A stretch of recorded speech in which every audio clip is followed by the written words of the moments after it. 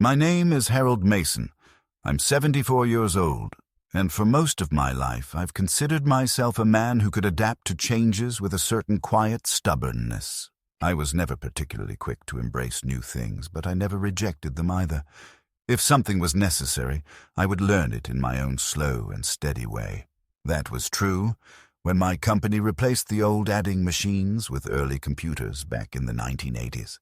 And it remained true when, after my retirement, the world suddenly shifted almost entirely onto screens, codes, and networks that seemed to spin faster than I could keep up with.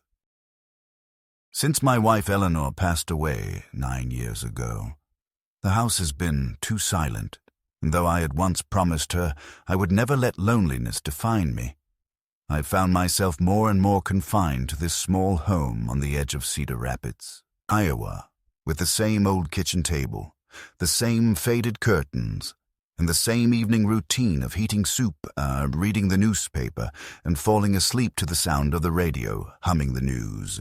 The days blend together in that quiet way the elderly know so well, where time is no longer a march forward, but a circling rhythm of habits, memories, and small duties meant to give shape to the otherwise shapeless expanse of retirement. I try to keep myself useful.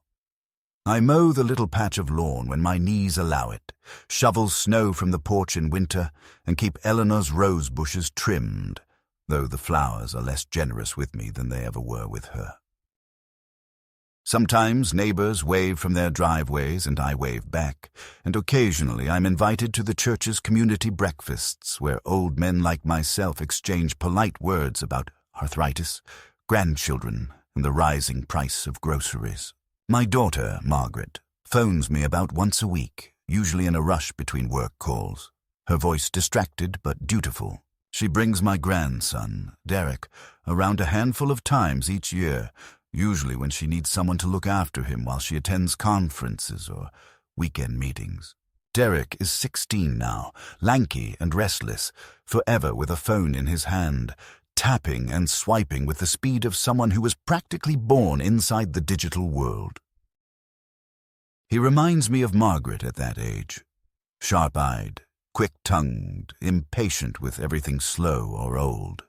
But where Margaret's impatience was softened by her mother's steady kindness, Derek's feels sharpened, edged with the scorn of youth that believes age is a form of failure. I'm aware that I'm not the kind of grandfather boys brag about. I do not take him fishing because my knees are unreliable, and I cannot throw a football the way I once did when I coached his mother's schoolyard games. He calls me Grandpa Harry, but always with a half-smile, as though the title itself were a joke. When I try to ask him about his life, his classes, or his friends, his answers are shorter, and his eyes drift quickly back to the glowing rectangle in his hand, where conversations and images move faster than any sentence I can manage. Once, when I asked him if he ever read the books stacked on his desk at home, he laughed and said, "Nobody reads books anymore, Grandpa. Everything's online." When I admitted that I still preferred the feel of a newspaper in the morning, he snorted and said, "That's so ancient. You know you could just get the news on your phone, right?" And though I tried to laugh with him, something in me flinched, as though I had been placed in the museum of his mind alongside typewriters and rotary telephones. Life as a widower has taught me to endure these small humiliations with patience. After Eleanor's death, there was a period when I thought the silence of the house would bury me. I would wake in the middle of the night reaching for her hand, only to find the sheets cold.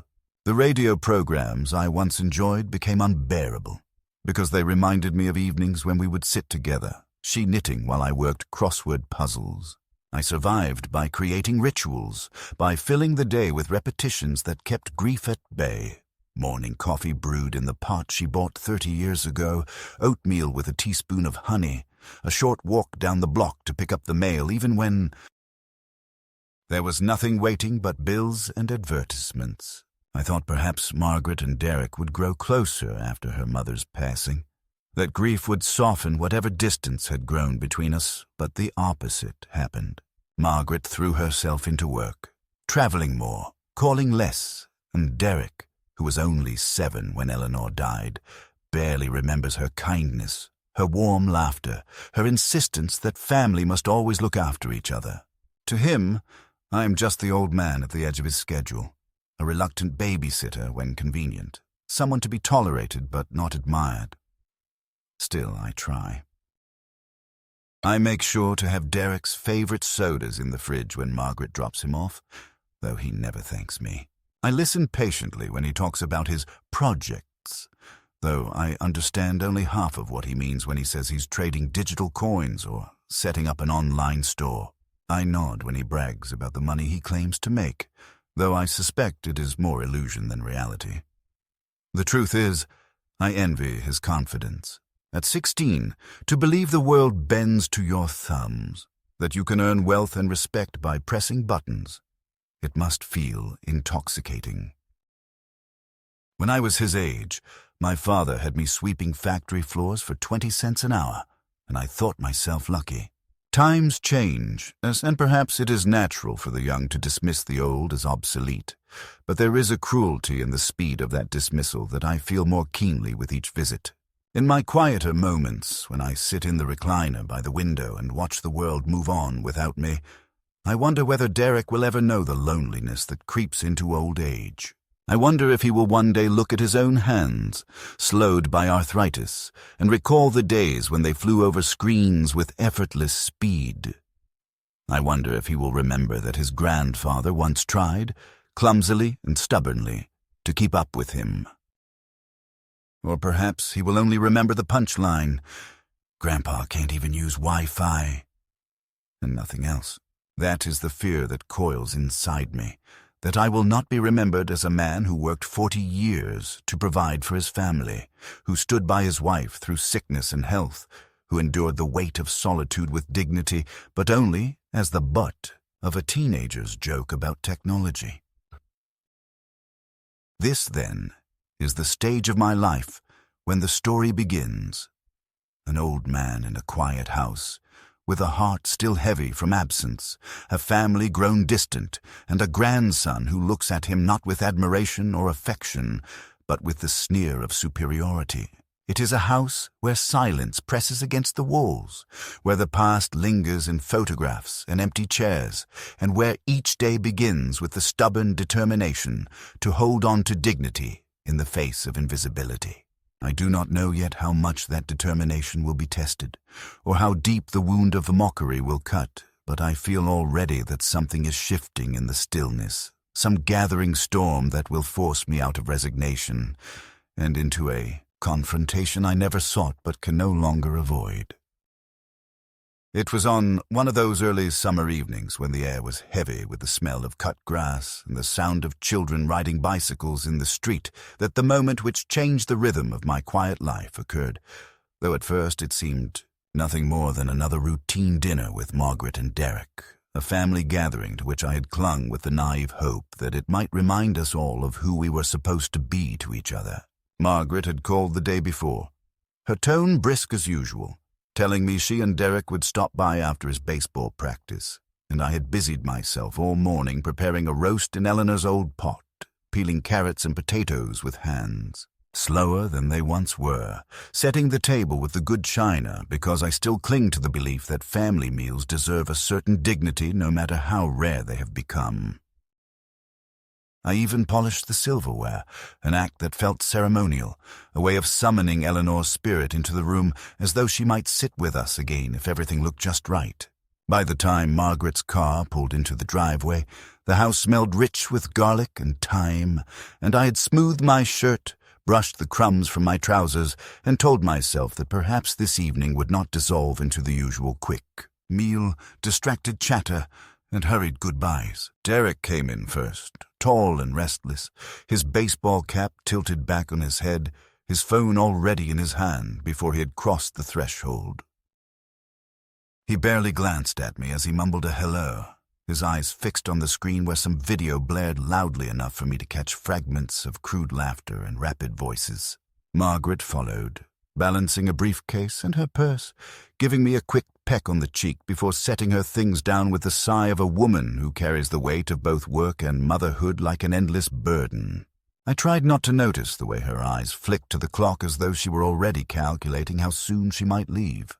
We sat down at the table, plates of food steaming before us, and for a while I attempted to maintain the illusion of warmth, asking Derek about his game, Margaret about her latest project at work, and filling the silences with small stories from my own week. Derek responded with shrugs and grunts, never lifting his eyes from his phone, while Margaret answered politely but without interest, her mind clearly elsewhere. It was when I asked Derek if he might put his phone away during dinner, just so we could talk a little, that the catalyst came, sudden and sharp as a slap.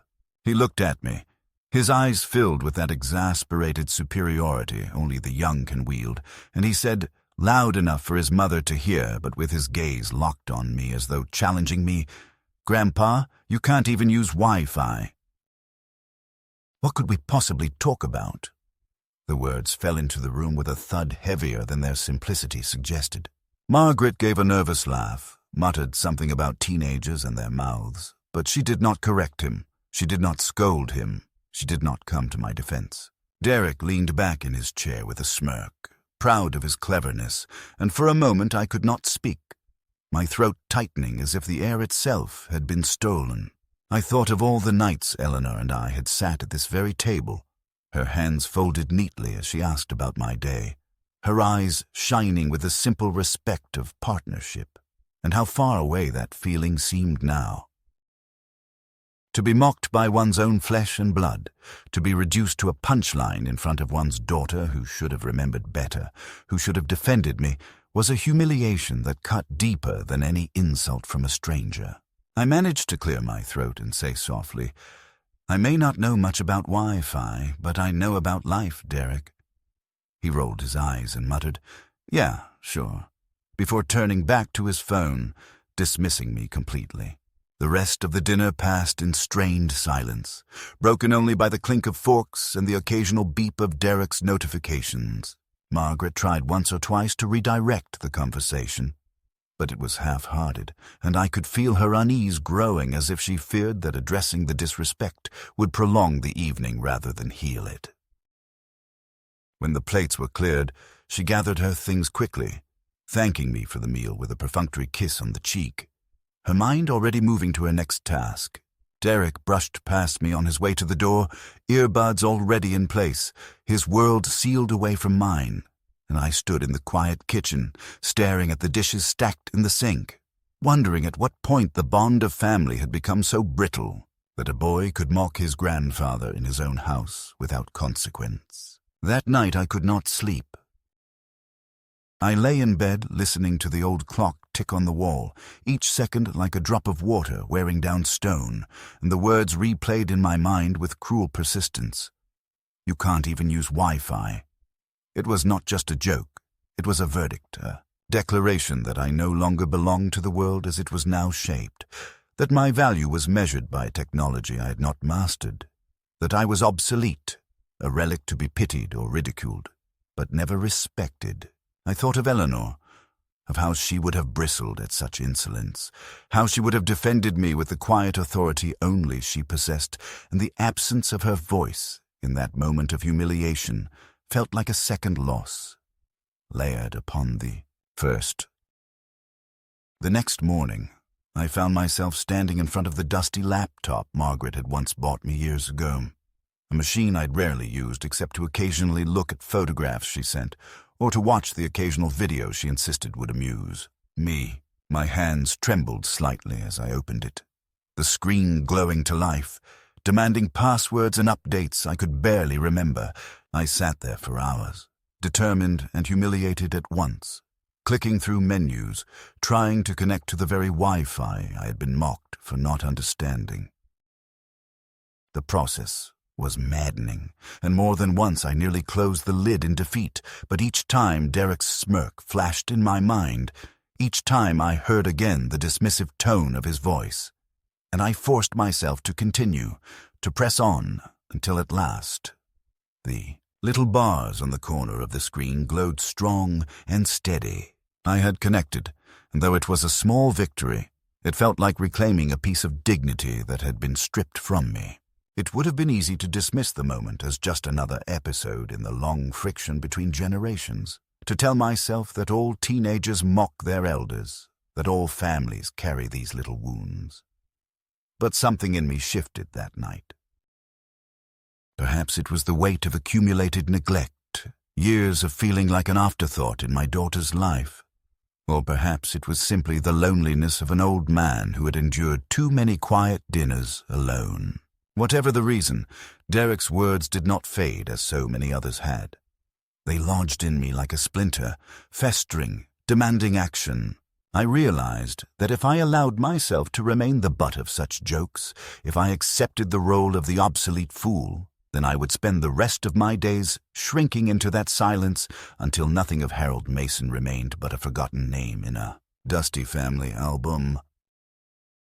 And so the catalyst was not simply Derek's cruel remark, but the realization it sparked, that my life, even in its waning years, could not be allowed to dissolve into irrelevance, that I had to prove, to myself most of all, that I was not finished, that knowledge and dignity did not belong solely to the young, that even an old man could learn, adapt, and hold his head high. It was a quiet resolution, formed in the stillness of a lonely bedroom, but it carried with it the force of something that would alter the course of my remaining years, pushing me into places I had never imagined, into discoveries both painful and liberating, and into a confrontation with my family that would reveal truths none of us were prepared to face. In the days that followed that humiliating dinner, I carried Derek's words with me like a stone in my pocket, heavy and abrasive, wearing down my patience each time I remembered them, and though I tried to tell myself I was being oversensitive, that teenagers were cruel by instinct, and my daughter's silence had been the silence of exhaustion rather than complicity. The memory would not release me. It returned in the quiet moments, when I sat on the porch with the newspaper, when I brewed my morning coffee, when I stood in the grocery store line fumbling with my wallet as younger customers tapped their cards against the machine without hesitation, and it whispered that Derek was right, that I was a man who had slipped behind the world, a man who could not even command the simplest tool of modern life. And yet, alongside the shame, another sensation grew. Stubbornness, the same stubbornness that had carried me through decades of accounting work, balancing columns of numbers until my eyes blurred, refusing to accept defeat until every cent was accounted for. I decided that if my grandson wished to measure my worth against his world of Wi-Fi and screens, then I would meet him there not for his approval, but for my own. I began quietly, without announcing my intentions to anyone, because I knew that if Margaret discovered me fumbling with the computer, she would insist I was wasting my time, and if Derek heard of it, he would only mock me further. I dusted off the laptop that had been sitting untouched for months on the shelf, charged it overnight, and sat at the kitchen table the next morning, staring at the glowing screen as though it were a battlefield.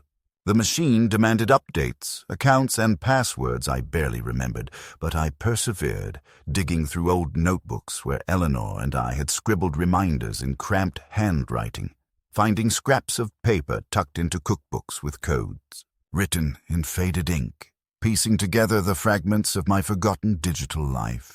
There were moments of pure frustration when I felt like hurling the thing against the wall, when error messages mocked me as surely as Derek had, but each time I forced myself to breathe, to recall the hours I'd once spent balancing ledgers long. Before calculators were common, and I pressed on, it was during these first halting steps into the digital world that the first signs of deeper conflict began to surface. Margaret stopped by one afternoon unannounced and found me hunched over the computer, squinting at the screen with my glasses sliding down my nose. "Dad, what on earth are you doing?" she asked, her voice tinged with exasperation, as though she had caught me in some childish mischief. When I explained that I was trying to learn how to use the computer properly, she laughed softly, shaking her head. "At your age? Dad, it's not worth the stress. You'll just confuse yourself. Leave that stuff to Derek. He was born with it in his hands. I smiled faintly and told her I just wanted to be able to send an email without calling her for help. But inside I felt the sting of her words, the dismissal not unlike her son's, as though my attempt to remain relevant was a foolish vanity. She stayed only long enough to drop off some files she needed me to store, then left in a rush, promising to call but never doing so. Her reaction might have been enough to dissuade me in the past, but something in me had hardened since that dinner. Each evening I returned to the computer, watching tutorials, scribbling notes, forcing my fingers to learn the unfamiliar rhythm of shortcuts and passwords. Slowly, painfully, I made progress. I learned how to connect to the wireless network that hummed invisibly through the house. I created an email account that was mine alone, and I even managed to download the digital version of the newspaper, though I still preferred the crinkle of real pages. And with each small triumph came a growing sense of power, as though I were reclaiming territory that had been stolen from me, proving that the mind may age, but does not wither if it is given a challenge. It was around this time that Derek came to stay for a weekend while Margaret traveled for work, and though I told myself I would not rise to his provocations, fate had other plans. The first evening, after a dinner of hamburgers I grilled on the old iron pan, Derek sprawled on the couch with his phone while I sat across from him with the laptop balanced on my knees, determined to practice. At first he ignored me, but when the screen froze and I muttered under my breath, he looked up with a smirk. "What are you even trying to do, Grandpa?" he asked. I told him I was setting up an online account for bill payments, something I had always done by check. He snorted. "You? Pay bills online? You'll probably lock yourself out and call Mom crying. Seriously, just leave it. You're too old for that." His laughter filled the room, careless and cruel, and though I tried to remain calm, my hands trembled on the keyboard. Later that night, after Derek had gone to bed, I passed by the guest room and heard his voice through the door. Curious, I paused, realizing he was on a call with a friend, and though I knew it was wrong to eavesdrop, the words I caught froze me in place. "Yeah, I'm stuck here for the weekend." The old man's hopeless. He spent like 2 hours trying to connect to Wi-Fi. Can you believe it? He'll be dead soon anyway, and Mom says the house will be mine. Can't wait. He laughed then, a laugh that twisted something inside me, and his friend joined in. I stood in the hallway, my hand gripping the door frame to steady myself, my heart thudding with a mixture of anger and grief. To be mocked was one thing, but to hear my grandson speak of my death so casually, to reduce my existence to the future acquisition of a house, was a betrayal I had not been prepared for. I returned to my room and sat in the dark, staring at Eleanor's photograph on the nightstand, whispering to her memory that our love, our years of work and sacrifice, had led only to this: a daughter who dismissed me, a grandson who laughed at my mortality. The following morning, when Derek emerged yawning and asked if I had breakfast ready, I looked at him differently, with a kind of quiet distance. I still cooked him eggs and toast, but as he devoured them without thanks, I studied the boy he had become, and wondered where the line had been crossed, where respect had been lost. My resolve deepened then. I would not be erased by his scorn. I would not let him stand over my grave one day and remember me only as the punchline of a joke about Wi-Fi. If he wanted to measure my worth against the tools of his generation, then I would show him that an old man could still learn, still fight, still matter. And so the first escalation of our unspoken conflict was not in words, but in silence, in the decision I made to continue pushing forward despite their mockery. I spent long nights hunched over that glowing screen, my eyes aching, my fingers stiff, but I learned. I set up accounts, I explored websites, I even created a password manager so I would not lose my way again. The more I learned, the more I realized how much of life had moved into this invisible world Derek thought belonged to him alone. Banking, communication, even medical records. It was there, in that labyrinth of logins and codes, that I would find the key to the next chapter, though I did not yet know it. All I knew then was that my dignity depended on continuing, and that Derek's careless cruelty had awakened something in me that would not rest until justice was restored, even if only within my own heart. It was during one of those restless nights when the house felt too large and the silence too heavy that the turning point of my story revealed itself, unexpected and unsettling, like a locked door I stumbled upon in a house I thought I knew. I had grown more confident with the computer, enough that I no longer feared breaking it with every click, and one evening I opened the browser and found the memory of a saved login waiting for me. The account name was Derek's, though he had never once asked to use my old laptop, and curiosity, mingled with the bitterness of his earlier mockery, led me to press enter. To my surprise, the screen filled with his online banking dashboard, a neat list of balances and transactions that looked almost professional, as though a boy of 16 had somehow become a financier. At first I felt ashamed, as if I had stumbled into a private room where I did not belong, but the thought of his laughter, of the contempt in his voice when he spoke of me as a man already half dead, pushed me to look closer. What I saw made my stomach turn. The amounts were too large for a teenager to earn honestly. Thousands of dollars flowing in at irregular intervals, tagged with vague references that hinted at something darker. There were deposits from names that sounded too similar to be real, followed by rapid withdrawals, transfers to digital wallets, and purchases of expensive items shipped to addresses I did not recognize. I scrolled through the list, my hands trembling as the truth became clear. Derek was not earning money through clever online businesses as he had boasted, but through schemes that smelled of fraud, deception, perhaps even theft. I thought of his expensive sneakers, the flashy phone he had upgraded twice in a single year, the smug way he declared he was building his future while mocking my inability to connect to Wi-Fi, and suddenly all of it fell into place. He was not merely a careless boy intoxicated by technology. He was a child dabbling in something that could ruin lives, his own included. For a long time I sat at the table staring at the screen, torn between anger and despair. Part of me wanted to slam the laptop shut, to pretend I had never seen any of it, because to confront Derek would mean tearing open wounds already festering in the family.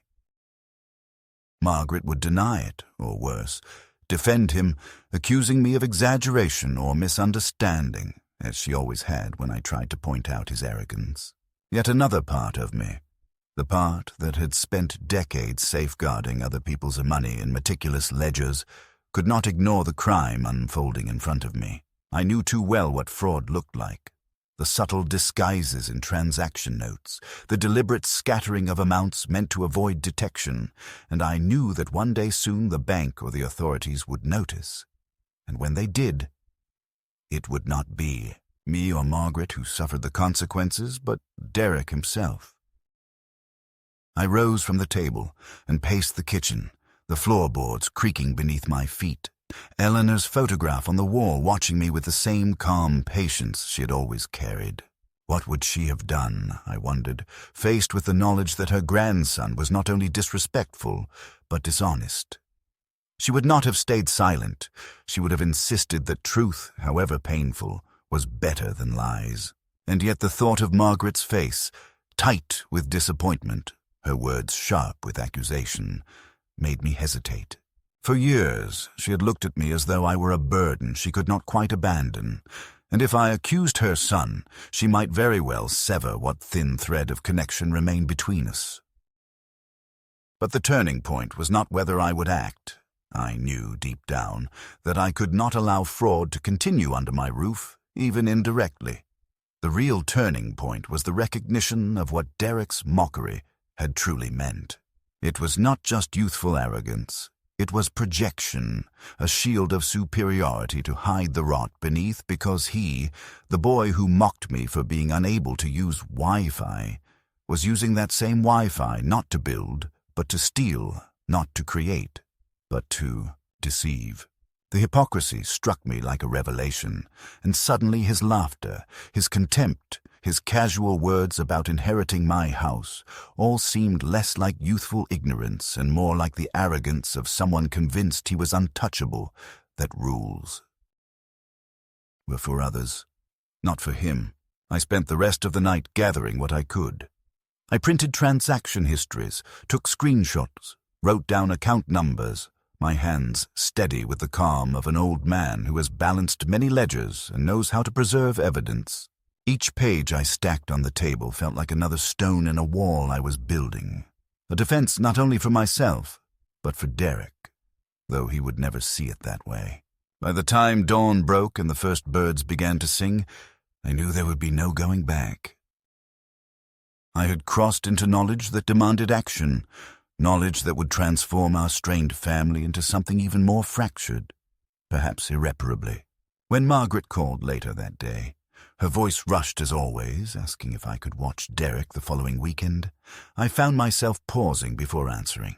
I wanted to tell her everything, to spill the truth into the phone, to force her to hear the reality of her son's secret life. But I did not. Instead, I agreed.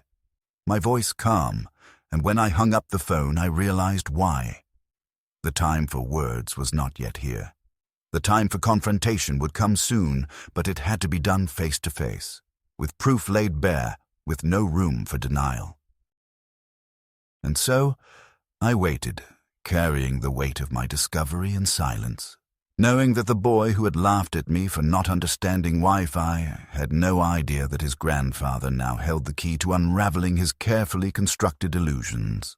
The following weekend arrived heavy with tension I could not name aloud, though I felt it in every motion as I tidied the house, set fresh sheets on the guest bed, and stocked the pantry with the sodas Derek liked, each task performed with the knowledge that I was no longer merely a grandfather preparing for a visit, but a man preparing for confrontation. I had my evidence stacked neatly in a folder inside the desk drawer, pages of transactions, screenshots of suspicious deposits and withdrawals, and notes written in my own hand to explain the patterns I recognized, the unmistakable fingerprints of fraud. Yet as I moved through the day, I asked myself again and again whether I had the strength to use them, whether I was truly willing to shatter what little remained of my family bond for the sake of exposing what I had seen. Eleanor's photograph on the mantel seemed to watch me with quiet insistence, reminding me that silence in the face of wrongdoing was complicity, and I told myself that I could not let the boy destroy himself without at least trying to pull him back from the brink, no matter how much he despised me. When Margaret dropped Derek off, she barely stepped inside, rushing off with a wave of her hand, already late for her conference. Derek entered the house with his usual distracted swagger, his earbuds in place, his phone glowing in his palm, and he offered me only the barest acknowledgement before heading straight to the guest room. I watched him disappear down the hallway, feeling both pity and anger, pity for the boy he still was beneath the arrogance, and anger for the way he carried himself as if the world were already his possession. That evening we ate dinner in near silence, my attempts at conversation brushed aside with one-word answers, until at last he retreated to the couch, scrolling endlessly while I sat across from him with my folder of evidence burning like a weight on my lap. I might have confronted him then, demanded explanations, but instinct told me it was not yet the right moment. Instead, I watched, and as I watched, I noticed how often his phone buzzed with notifications, how quickly he tapped out responses, how his expression flickered with unease when certain messages appeared. Later, when he went to bed and left his phone charging in the kitchen, I passed by quietly and saw the screen light up with a name I did not recognize, followed by the words, "Need payment cleared by tomorrow." Don't mess this up. My heart tightened, for it confirmed what I already knew. Derek was not simply dabbling in harmless experiments, but entangled in something larger, something that involved others who might not be as forgiving as a family. The escalation came the next morning when Derek, perhaps emboldened by his mother's absence, confronted me instead. He sauntered into the kitchen as I brewed coffee, glanced at the old watch on my wrist, a gift from Eleanor on our 25th anniversary, and said with a smirk, "You know, Grandpa, that watch is worth something. You should sell it. At least then you'd finally be useful."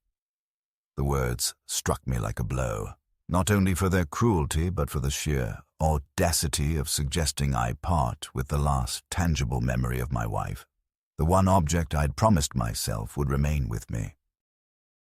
Until my last breath, I set the coffee pot down carefully, my hands shaking, and asked him why he thought I should sell it. He shrugged, grinning. "Because you don't need it. You sit around this house all day doing nothing. You don't even know how to spend money. If you gave me the cash, I could invest it, make it grow. That's what people do now, Grandpa. They don't just let things sit around." Something inside me snapped then, not with violence, but with a cold clarity I had not felt in years. I looked at him steadily, the boy who bore my blood but not my respect, and realized that his greed, his arrogance, and his mockery had grown unchecked because no one had ever told him no, because Margaret excused him, because I endured him, because... Silence had allowed weeds to choke the garden of our family. I told him, quietly but firmly, that the watch was not for sale, that it never would be, and that he would do well to learn the difference between value and worth. He rolled his eyes, muttered something about old people and their sentimental junk, and stormed off, but I remained at the table, my decision finally formed. The time for silence was over.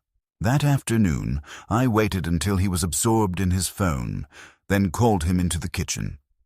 I placed the folder on the table, opened it to the first page of transactions, and told him to sit.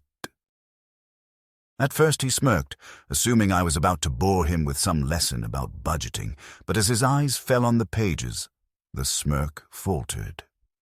He flipped through the records, his face paling, his fingers drumming nervously on the table. "Where did you get this?" he demanded, his voice sharper than I had ever heard it.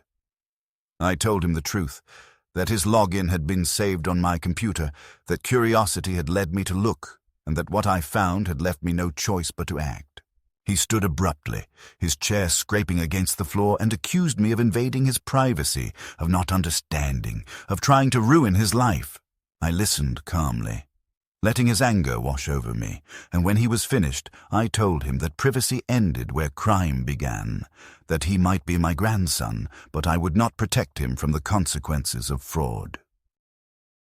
His fury escalated, his words spilling out in a torrent of excuses and accusations. He claimed everyone did it, that it was just the hustle, that no one got hurt because the money came from faceless accounts or gullible strangers who deserved to lose it. I countered that lies and theft were still lies and theft, no matter how modern the disguise, and that if he continued down this path, he would not only destroy his own future, but drag Margaret into disgrace as well. For a moment he faltered, fear flickering in his eyes. But then arrogance returned, and he sneered. "What are you going to do, Grandpa? Call the cops? No one will believe you. You don't even know how this stuff works." It was then that I laid the rest of the folder before him, the screenshots, the notes, the records, and told him that I knew enough to recognize patterns of fraud, that I had spent a lifetime auditing accounts, far more complex than his childish schemes, and that I would not hesitate to bring it all to the authorities if he did not stop. His bravado cracked then, and he sat down heavily, his head in his hands, muttering that he had no choice, that he was in too deep. Bit by bit, the truth emerged. He had fallen in with older boys online, men who promised quick wealth if he acted as their middleman, funneling money through accounts, disguising transfers, and earning a cut for himself. At first it had seemed harmless, even exciting, but now he owed them favors he could not refuse, debts he could not pay, and he was terrified of what would happen if he backed out. As he spoke, I felt a complicated mixture of emotions, Anger at his stupidity, pity for his fear, sorrow for the boy who had chosen deception over honesty. I told him that fear was no excuse, that mistakes could be corrected only if admitted, and that I would help him face the consequences, but only if he told the truth to his mother and ended his involvement immediately.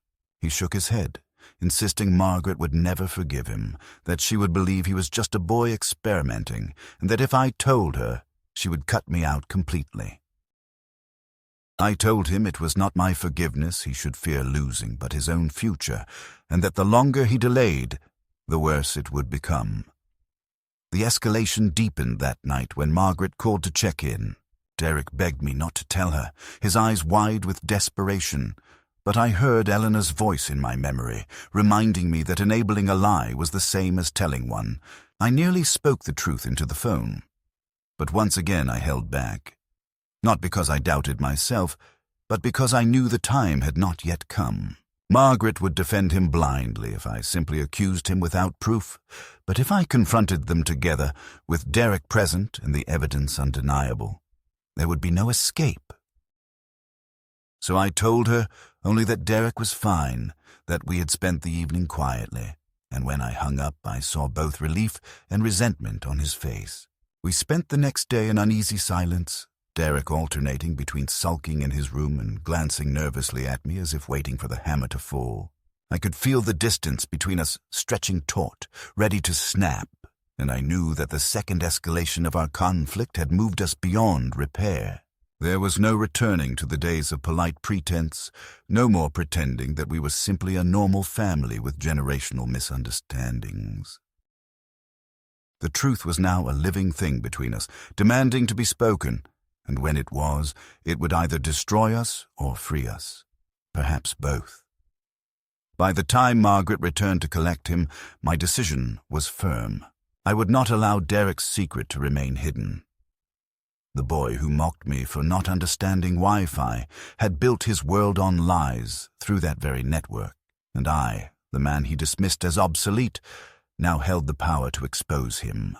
The only question remaining was how far he was willing to go to protect his illusion, and how far I was willing to go to preserve not only his future, but the dignity I had nearly allowed to slip away. The following morning, the house felt heavier than it ever had. Every creak of the floorboards beneath my feet, every rustle of the old curtains in the breeze, every tick of the clock on the wall seemed to press upon me with a weight I hadn't anticipated, a weight that didn't come from the physical world, but from the decision I had made and the confrontation I knew was inevitable. Derek's presence, which had once been a source of mild discomfort, now felt like an electric charge that could short-circuit everything between us at any moment. He had retreated into silence, his phone in hand, but his eyes darting nervously, as though he expected something to explode at any second. Margaret had already left for work, as she always did with a hurried kiss, her mind absorbed with deadlines and meetings, leaving Derek and me alone in the house for what would soon be the most defining moment of our fractured relationship. I had spent the entire night thinking of what I would say, rehearsing the words in my mind like a speech that needed to be perfect, but the truth was, there was no perfect way to tell him what he needed to hear. No matter how carefully I chose my words, no matter how calmly I spoke, this conversation would change everything between us. Once the truth was out, there would be no going back. I could feel the anxiety in my chest, a knot that refused to loosen, and I knew that if I didn't take the step now, if I didn't say something, the guilt of keeping silence would crush me. But there was something else, something more important driving me forward. The recognition that my duty, not only as a grandfather but as a human being, was to protect Derek from the path he was on, a path that would lead him into more than just lies. It would lead him into consequences he was not prepared to face.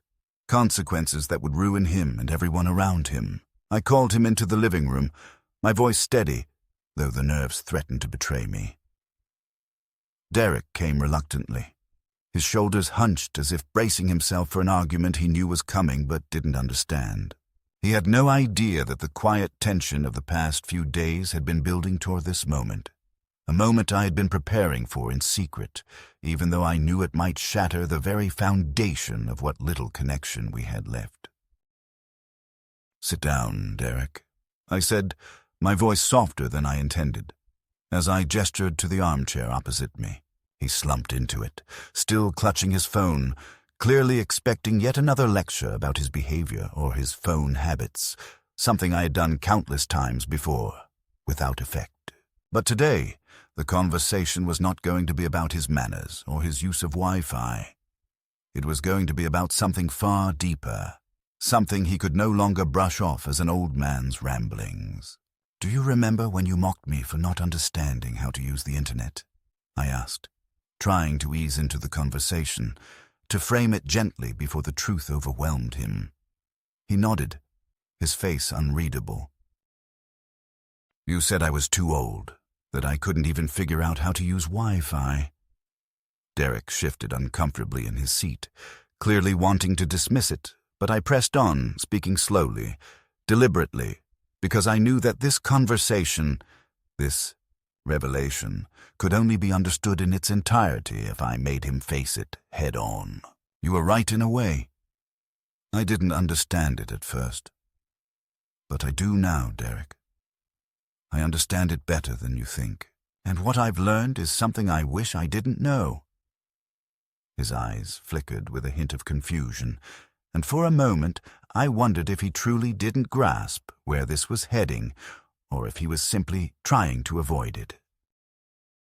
I could see the walls of defense going up in his mind, the armor he had worn for so long to hide his fear and guilt. But it was too late to turn back. I had made up my mind to break through those walls. "I know what you've been doing, Derek," I continued, my voice unwavering. "I know about the money you've been moving around, the people you've been dealing with. I know about the scams, the lies you've built your little world on, and I know you've been using this house, this family, as a cover for it." His face went pale, and for the first time I saw true fear in his eyes, the kind of fear that comes from knowing you've been caught in something you can't escape. He opened his mouth to say something, but no words came. I let the silence hang there for a moment, the weight of the accusation hanging like a storm cloud, because I knew I couldn't let him talk his way out of it. This time, he had to listen. "I've seen the transactions, Derek," I said, my tone softer now, more like a father's than a grandfather's. "I've seen how much money has passed through your hands, how you've been lying to your mother, to me, to yourself. Do you know what this means?" His mouth moved, but his voice was barely a whisper. "It's not what you think, Grandpa. It's just a way to make money. Everybody's doing it. I didn't mean to get caught up in it, but I had to. I needed the money. For the things I want." I shook my head, feeling a strange mixture of pity and anger rise in me. "It's not about needing money, Derek. It's about what kind of person you're becoming. This isn't just about buying things. This is about betraying your own values, your integrity. This is about losing yourself in the process." The words hit him harder than I expected. He stood up abruptly, pacing the room, his hands running through his hair in frustration. "I didn't want this, okay?"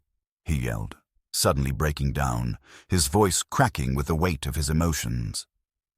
"I just wanted to prove I could do something, that I wasn't just the stupid kid who doesn't know anything. You don't get it. You and Mom, you don't understand what it's like to be young and have no opportunities, to see everyone else living a better life while you're stuck doing nothing." I sat still, watching him, and for the first time I saw the depth of his fear, his desperation, his belief that this path was the only one available to him. He wasn't just stealing money. He was trying to prove his worth, trying to fill the emptiness inside him with something that would make him feel important, validated, powerful. "I understand more than you think," I said softly, my voice filled with the weight of years spent working, struggling, and living through hardships. "But this isn't the way, Derek. This isn't how you build a future. You can't build a life on lies. You can't buy your way out of what you're running from." He looked at me then, his eyes full of something that resembled shame, but there was still a spark of defiance in him. "What am I supposed to do now, huh?" He spat, his voice still edged with anger, but now mixed with desperation. "You're just going to turn me in, tell Mom, ruin my life over a few stupid mistakes." I stood up slowly, my heart heavy but resolute. "I'm not going to ruin your life, Derek. But if you don't stop this now, if you don't take responsibility for what you've done, it's going to ruin you. It already has, to some extent. And I can't sit by and watch that happen." For a long moment, we stood there, facing each other, two people who had once shared a bond that had now been strained to the breaking point. And then, for the first time, I saw something in Derek's face that made me believe he might still have a chance. Regret. It was fleeting, but it was there. "I don't want to be like this," he muttered, more to himself than to me. "I just don't know how to get out of it." I don't know how to fix everything. I stepped closer to him then, placing a hand on his shoulder, not in anger, but in an attempt to connect, to remind him that he wasn't alone in this. "You start by telling the truth, Derek. You face what you've done, and you make it right. You go to your mom, to the people you've hurt, and you fix it. But you have to make that choice." His eyes flickered with something I hadn't seen before, a glimmer of hope, the possibility that he could still change. But it was up to him now. The ball was in his court, and the next move was his. The days that followed our confrontation were neither easy nor quick. In fact, they felt like a slow unraveling, as though the fabric of the relationship I had spent years trying to maintain was being picked apart, thread by thread. Derek barely spoke to me, his silence louder than any words could have been, and though I knew he was wrestling with guilt and fear, I couldn't help but feel the weight of that silence pressing down on both of us. Margaret, for her part, remained in the dark, still unaware of what had transpired between Derek and me. I didn't tell her immediately, knowing that Derek would need to be the one to speak the truth to her, to face the consequences of his actions. I couldn't carry that burden for him, and I wasn't sure, even then, if he was ready to face it himself. But I knew this much. There would be no more hiding, no more pretending that things could go back to the way they were before. The breakthrough came nearly a week later, on a cold morning when I found Derek sitting at the kitchen table with his hands folded, looking more like a boy than the young man he had tried to convince me he was. His eyes were red, and he didn't meet my gaze at first, but I could see the struggle within him, a silent plea for help buried beneath the layers of pride and shame he had carefully constructed over the years. He didn't say anything at first, just sat there, looking out the window as though waiting for something, perhaps some sign from me, some assurance that he could still fix things. Finally, after what seemed like an eternity of silence, he spoke, his voice quiet but steady. "I'm sorry, Grandpa," he said, his words heavy with the weight of his regret. "I know I messed up. I don't know how I let it get so far, but I can't keep lying to you or to Mom." I have to tell her I didn't respond immediately, letting his words sink in. Part of me wanted to reach out, to pull him into a hug and tell him it was going to be okay, but I knew better. The road ahead would not be easy for him, and I couldn't protect him from the fallout, no matter how much I wanted to. What he needed now was not comfort, but the courage to face the truth and deal with the consequences. I nodded slowly, my throat tight with emotion, and said simply, "It's a good start, Derek, but you have to be honest with your mother, with everyone. You can't undo what you've done, but you can start making it right." That afternoon, when Margaret returned home, Derek sat her down and told her everything. I could hear their voices from the other room, the sounds of anger, disbelief, and, eventually, tears. Margaret's voice broke through the tension when she asked, "How could you do this, Derek? How could you lie to me for so long?" And Derek, to his credit, didn't offer excuses or try to justify his actions. He simply told her the truth, as painful as it was for both of them. He explained how he had gotten involved with the online schemes, how he had been promised quick money, how he had let himself become entangled in something he didn't understand, and how, in the end, he had hurt the people who mattered most to him. I knew it was hard for Margaret to hear, and I could hear her soft sobs through the walls. But what struck me most in that moment was not the anger or the disappointment in her voice, but the quiet sadness that lingered there, the grief for the son she had failed to see fully, the grief for the loss of trust between them. I knew that healing would take time, that the wounds would not close quickly, but there was something in the way Derek spoke, something in the way he accepted responsibility for his actions that made me believe, for the first time in a long while, that maybe there was hope for him after all. It wasn't an immediate resolution, of course. The road to rebuilding trust was long, and there were no guarantees that things would ever be the same. But over the weeks that followed, Derek began to make amends, both with me and with Margaret. He spoke to the people he had wronged online, apologized, and began the process of returning the money he had stolen, though it would take time. Margaret and I, too, began to rebuild our relationship, though it was tentative at first, like two people who had once been close but had drifted apart over time. She had her own wounds to heal, wounds of her own guilt for not seeing the signs earlier, for not protecting Derek when she should have. I knew that the family we had once been was forever changed, but there was a part of me, a small part, that believed it could heal if we worked at it together. The healing was slow, as it always is when trust has been broken, but there were moments, fleeting but significant, when things seemed to shift. Derek started coming over more often, asking about my day, sitting with me at the kitchen table, even asking to learn how to cook some of the dishes Eleanor had once made. It was a small thing, but it felt like progress.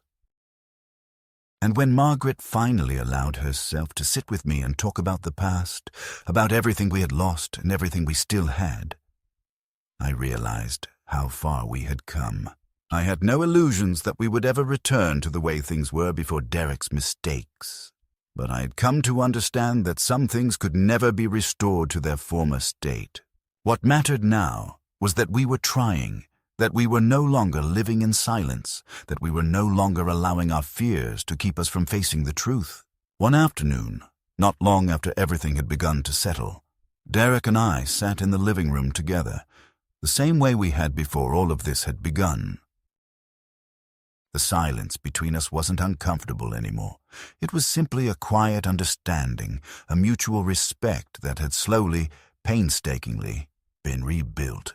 He was still the same boy, still imperfect and still making mistakes, but now there was a glimmer of something different in him, a sense of accountability, a desire to do better.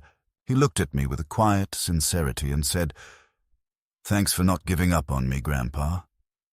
I don't know what I would have done if you hadn't said something." I smiled, though the smile was tinged with a sadness I could not quite shake. "It wasn't about giving up on you, Derek," I said softly. "It was about making sure you didn't give up on yourself." As we sat there, the silence between us no longer felt heavy. It felt like the first quiet breath after a storm, the first light after a long night. I realized that in some ways we had both learned something valuable from this experience, something that could only come from facing the hard truths and being willing to change. It hadn't been easy, and it still wouldn't be, but it was a start, and for the first time in a long while, I believed that things might just be okay after all.